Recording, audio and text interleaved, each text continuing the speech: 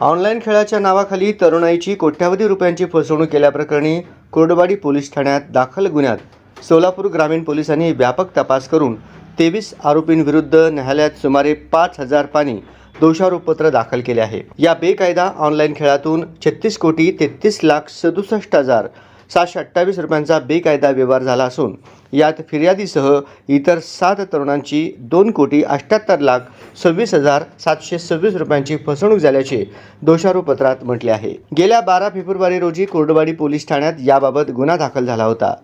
कोर्डवाडीशिवाय बार्शी व सोलापूर जिल्ह्यात इतर ठिकाणी चालणारे या धंद्याचे अड्डे उद्ध्वस्त करण्यात आले।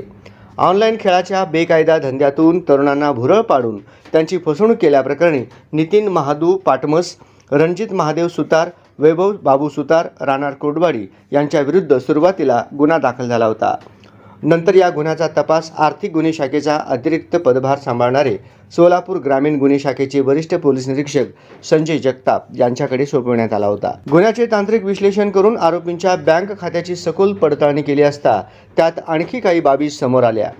केंद्र व राज्य सरकारच्या परवानगीशिवाय चालणाऱ्या या बेकायदा फनरेप, फन गेम, जीके ऑनलाईन गेमचा व्यवसायात कंपनीचे एजंट, वितरक आणि ठोक वितरकासह 23 आरोपींचा सहभाग असल्याचे आढळून आल्याचे पोलीस तपास अधिकारी संजय जगताप यांनी सांगितले। या गुन्ह्याचा व्यापक तपास करून सर्व आरोपींविरुद्ध 4,983 पानांचे दोषारोपपत्र म्हाडा न्यायालयात दाखल करण्यात आले आहे। पोलीस अधीक्षक अतुल कुलकर्णी, अतिरिक्त पोलीस अधीक्षक प्रीतम यावलकर, आर्थिक गुन्हे शाखेचे पोलीस उपाधीक्षक दीपक चव्हाण यांच्या मार्गदर्शनाखाली पोलीस निरीक्षक संजय जगताप, सहाय्यक पोलीस निरीक्षक गणेश कड, गांगुर्डे, हवालदार हनीफ शेख, नागेश वाघमारे, माधव बोराडे, विनय यजगर, महिला पोलीस शिपाई नीता डोकडे आदींच्या पथकाने ही कारवाई पूर्ण केली आहे।